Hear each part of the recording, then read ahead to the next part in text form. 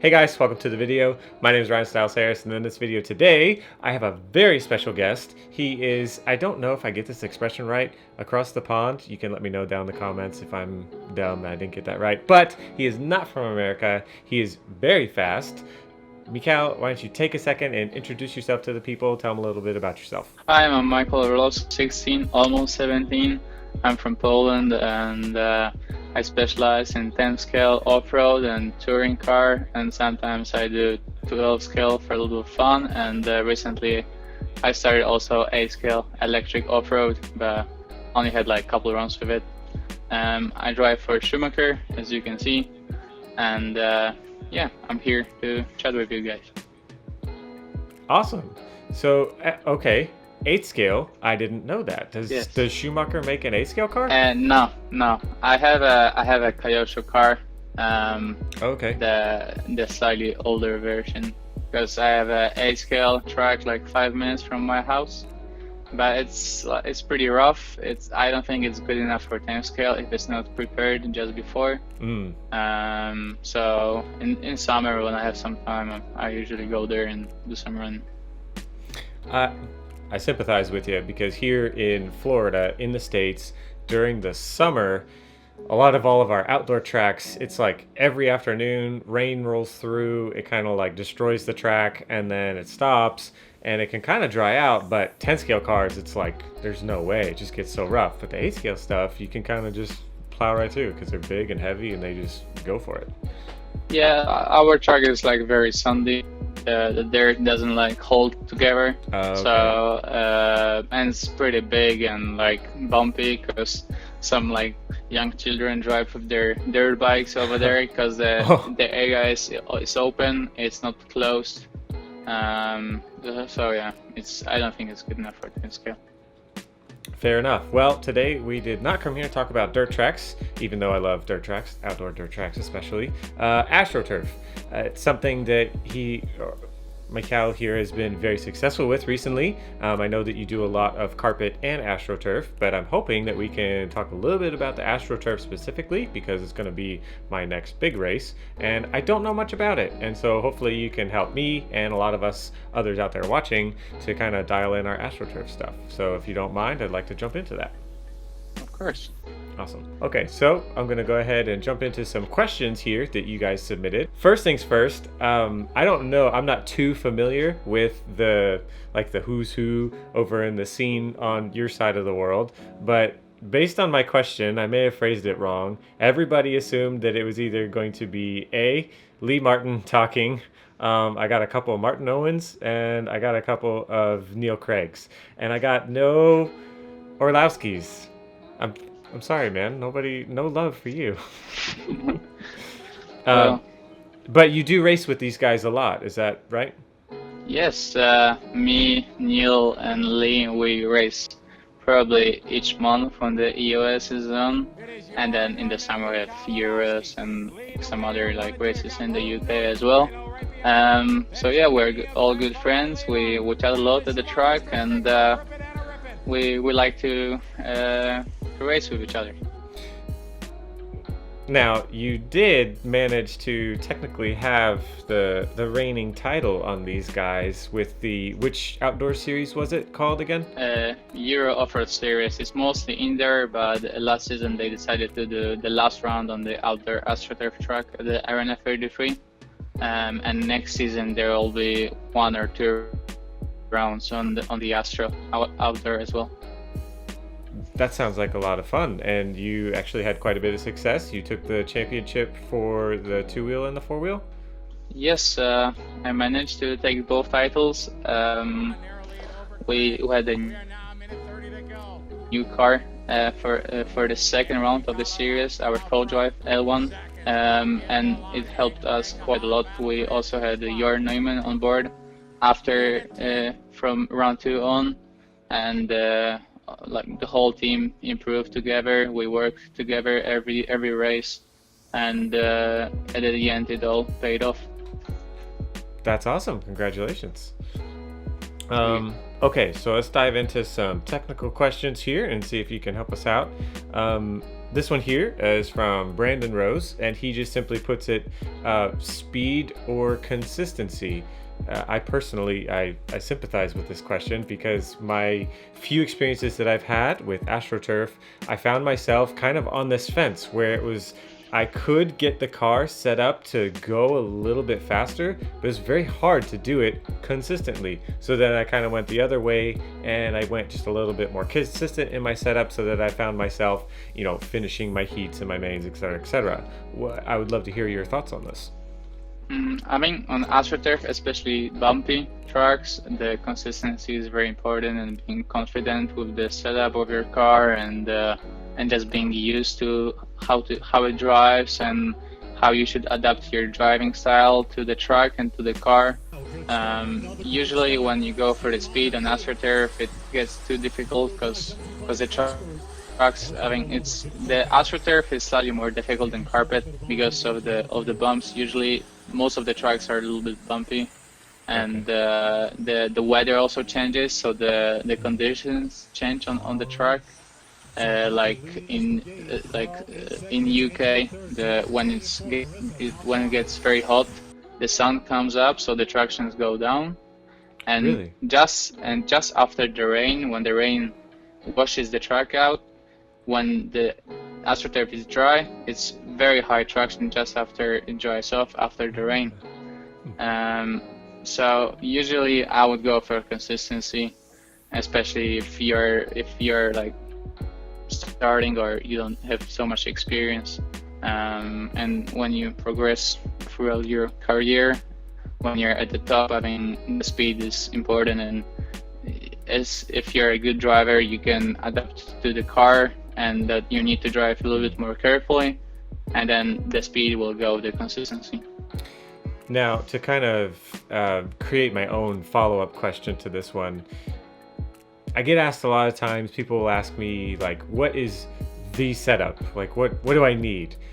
And my response is always the same, and I think that sometimes people get frustrated when I say, well, it's not like a yes or no answer. It's very subjective because I don't know the track. I don't know how you like your car. There's so many variables in there. Do you find yourself, like when you said Jorn is your teammate, do you guys always have the same exact setup, or do you have different stuff going on there?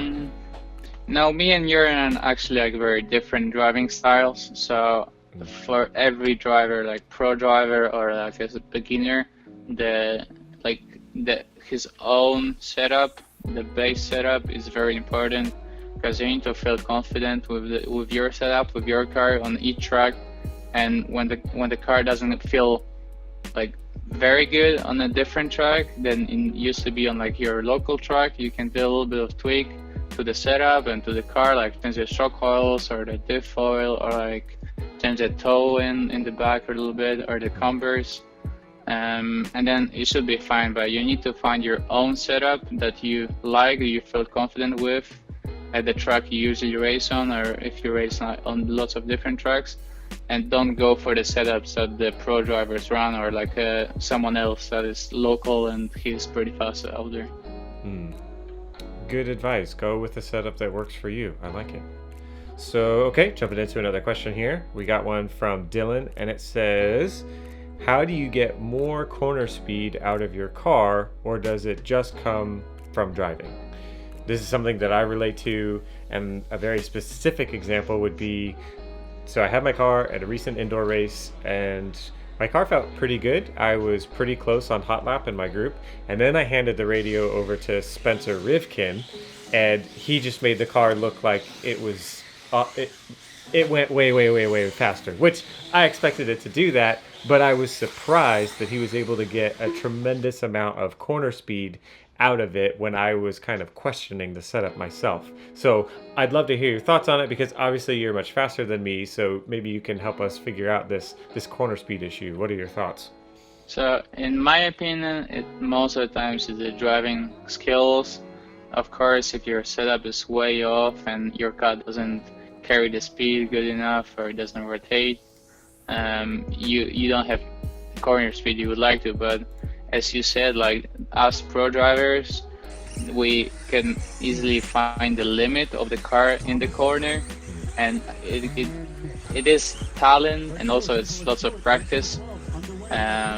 Because like even when I watch like C mains or B mains in Europe, I don't see where they lose time to the A main guys, to us. And then when I look on the lap times, they're like once again off, and I call it like invisible speed, and that's the corner speed that us pro drivers, they can find it easily, and they can feel it in their hands when they're driving, if the car is on the limit or there's still some space for more speed in the corner. And in my opinion, it goes with practice and talent. I don't think, maybe some cars are carrying the speed better on like different layouts or different tracks, but most of it is driving skill. I assume so, and thanks you for confirming it. I just got to put in some more laps to get up that speed. Sean, he asked, I hear they don't run stock over there. Everyone runs mod. Is that true? Yeah, I don't know the answer to that question. What do you guys run over there? It is true. The stock racing in off-road is like, it's almost like none in Europe. But next season there will be stock classes at the Euro Off-Road Series, very popular series in Europe, as we spoke already about it before. So I think it will be way bigger than it is now. I heard there are some like stock races like in Europe, like even in Poland there is stock classes, and in Germany as well at the nationals. But now they will have the stock classes at the EOS, so it will be way bigger than it is now for sure. Huh. Obviously, we won't see you in those classes. You're going to continue doing Yes. very well in mod, but that's cool to hear that you guys will have some stock classes. So I'm getting a lot of guys in here asking questions about going from dirt to AstroTurf, and Michael and I, we talked a little bit off camera about he'll run like a stand-up car when they do their outdoor dirt tracks because they're so loose. Something that a lot of guys here in my area have been doing, and I'm curious if you've tried it at all. I don't know how well the Schumacher car responds, but we actually are trying to run the lay-down transmission, but then just put a outdoor dirt setup on the car and try and gain back some of that mechanical grip or what have you. Maybe put a little bit of extra weight in under the battery to kind of compensate. Have you had any experience with that kind of thing? Well, like sometimes I race on like loose AstroTurf, and then the setup is similar to like loose dirt, but just the motor position is different. And about the weight, I really like lightweight cars. Like my cars are usually on the limit, probably most of the times, even my 4-wheel drive. I use the LCG batteries in both of my cars, so the lightest batteries possible. Okay. I like the car when it's like reactive. It's slightly more difficult to drive, so when other people try it, they don't really like it because it crashed too many times. Right. But I really like the reactive car and like aggressive steering. And even at the European Championships, like 3 weeks ago in France, I used my stand-up car, the Schumacher KD, and it was on the limit. I didn't put any additional weight to the car, even it was like a very loose track. I don't know, usually we just go for the lightest car possible. We don't put additional weight to the car. Okay, cool, good to know. So we have one of the most important questions you could ever answer. Dustin would like to know, white or yellow wheels? I use white wheels. I know some guys say yellow wheels for the win, but yellow wheels do not suit my my racing colors, so I use white wheels all the time. So what you're saying is you could go a lot faster, you just choose not to. I think it's like it's like a confidence thing. If you say yellow wheels are quicker and you put them on, I think you can go quicker because in your head you think they're quicker. And I think it's similar to the like setup changes. Even you make a change, you feel like it's going to be better. The car just feels different, but you're quicker because you're confident with it. So I think like if someone likes yellow wheels, he can go for it and he might be quicker. But I'm sure it's not the difference of the wheels, it's just like a confidence. No, I'm pretty sure it's science that yellow wheels, they're just faster, obviously. So, I'm just kidding. Obviously, white wheels are plenty fast. Michal does just fine with them. All right, so we got jumping into another question here from you guys. How to avoid traction rolling specifically with a four-wheel drive car. Now, I relate much with this question because that is something that I feel like I just can't figure out with my four-wheel drive car when I go to the Astroturf track, is that it just always feels ridiculously on edge, and I either just go way above and beyond on like overkill on setup to get it to not do it, and then I feel like my car is super slow, or I keep it where it's super edgy and then I just feel like I can't drive the car because it's just not drivable. So Michal, please input here. So there's lots of other ways to do it. Recently, a couple days ago, I was at the RC Madness Astroturf track for the Schumacher US GP, and the track is a little bit bumpy, but I use 15 mil ride height in my four-wheel drive car, so it's quite low. So I've seen some guys over there running like 18, 19, which is very high for a four-wheel. And you can lower the ride height and the car will be flat in the corner, and that's the easiest way to prevent from traction rolling. Other setup changes will be roll bars, sway bars. I don't know how you call it in the US. You go thicker all around. If you need slightly more steering, you go thinner in the front and thicker in the rear. But usually I like to run same thickness all around, so car stays flat in the corner. Okay. On AstroTurf, I usually use 1.8 in my four wheel, front and rear. On carpet, I use 2.0 mil. So it's almost the same as carpet. Then it depends, because sometimes I can feel that the car rolls because of the front having too much steering, or from just the general traction of the car. So if the front has too much steering, I just ease off the steering by like changing my shock setup, or raising the shocks on the front tower, lowering the links on the outboard on the hub, going lower. Okay. With the shimming, or cutting pins off the front tire if you run like pins. But if I feel that the car has overall too much grip and it just rolls because it has too much grip, I would cut the pins in the rear, like outside row, or make less toe, less camber. It helps as well. That's about it, I think. Less camber? Less camber, yeah. So closer to zero? Yeah. Really? Huh. Okay, that's interesting. I would Yeah, have never thought about that. In Europe, on dirt, loose tracks, I use like minus 2.5 camber. And on AstroTurf, I use like 1.5 probably. Okay. Huh. Interesting. Good to know. I just want to do actually a follow-up to that particular question. Do you find your driving style being very different between your two-wheel and your four-wheel?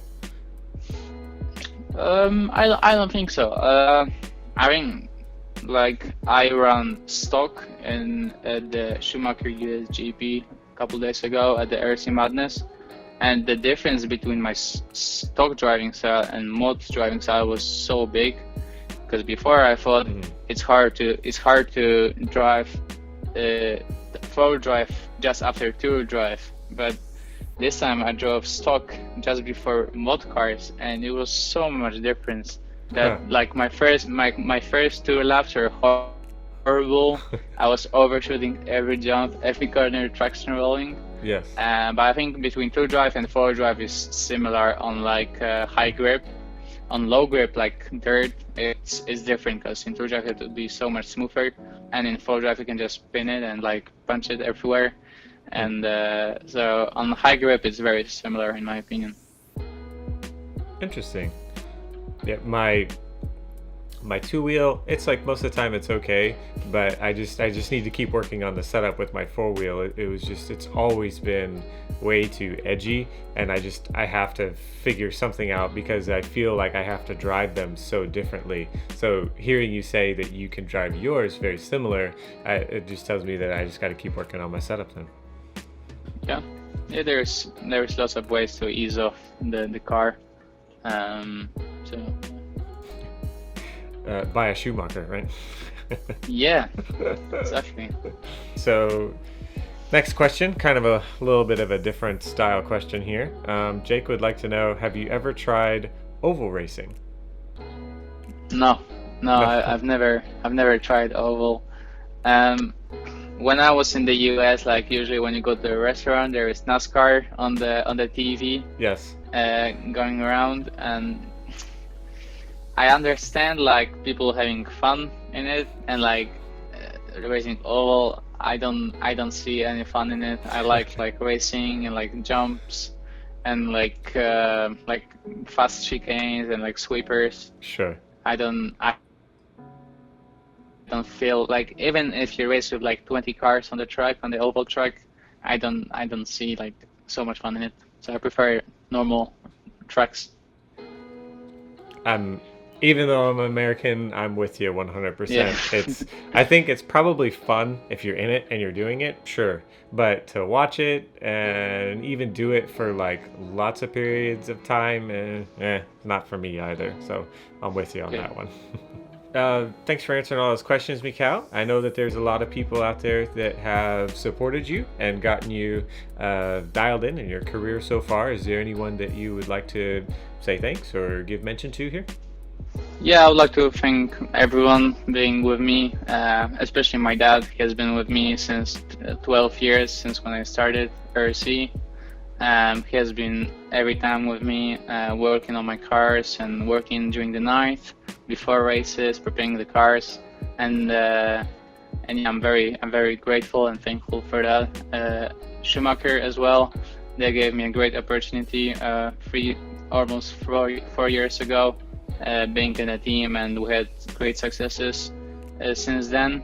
And LRP, especially Jürgen, the owner. He has been coming with us to races, helping with the speedo settings, which I didn't think it's important before, but when we worked together with him at the racetracks and like talking what I need from the power, from the speedo settings, for the motor, I think it helped me a lot getting the results I have so far.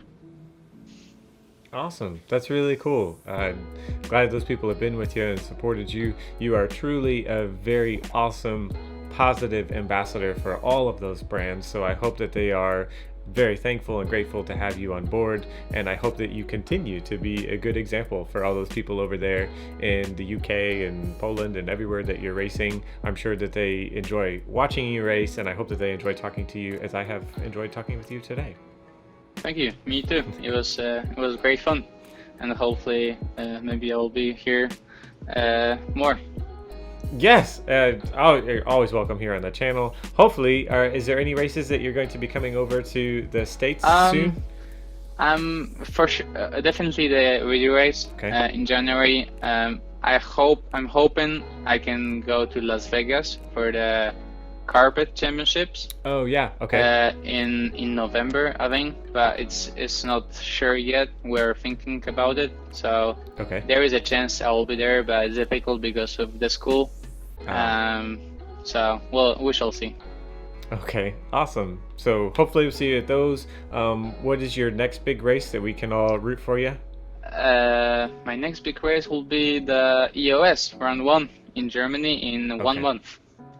Awesome. Well, good luck to you dialing your cars and getting ready for that race. Thank you. I hope that you do well. Thank you so much for being on the video today. You've been a great help to me. I hope that you are a great help to everyone else and answering all their questions. Thank you so Pleasure. much. Pleasure. Guys, as always, subscribe. Hopefully you'll see more of this guy here in the future. Like the video if you like the video, share it with your friends if they're trying to figure out this Astroturf stuff. And that's going to be it for today. Michal, I have to have you send us out and do the thing over the camera. Do you know what we're talking about? See you later.